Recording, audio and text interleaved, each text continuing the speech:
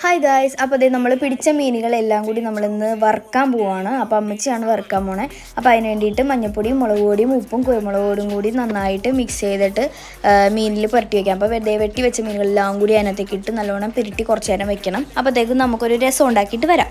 അപ്പോൾ അതേ നമ്മൾ കുരുമുളകും വെളുത്തുള്ളിയും വേപ്പിലയും കൂടി ചതച്ച് വെച്ചിട്ടുണ്ട്. അപ്പോഴത്തേക്കും ദേ മീനും വറുക്കാൻ വേണ്ടിയിട്ടു. അപ്പം മീൻ നല്ലോണം മൊരിയട്ടെ.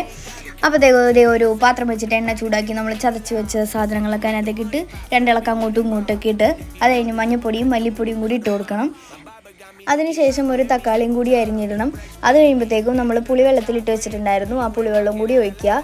അത് കഴിയുമ്പോൾ കുറച്ച് ഉപ്പും കൂടിയിട്ട് ആവശ്യത്തിന് വെള്ളം കൂടി ഒഴിച്ച് നല്ലതായിട്ട് തിളപ്പിച്ച് വെക്കണം കേട്ടോ. അപ്പോൾ അതേ നമ്മുടെ മീൻ വറുത്തതും രസവും ഒക്കെ റെഡി ആയിട്ടുണ്ട്. അപ്പോൾ അതേ മീൻ വറുത്തത് ഗാർണിഷ് ചെയ്യാൻ വേണ്ടിയിട്ട് ഞാൻ ദേ ഒരു വേപ്പിലത്തണ്ടും പിന്നെ കുറച്ച് സവാളയും കൂടിയൊക്കെ അരിഞ്ഞിട്ടിട്ടുണ്ട്. അപ്പോൾ അതേ രസവും റെഡി. അപ്പോൾ നമ്മൾ ചോറിനാൻ പോവാണ്.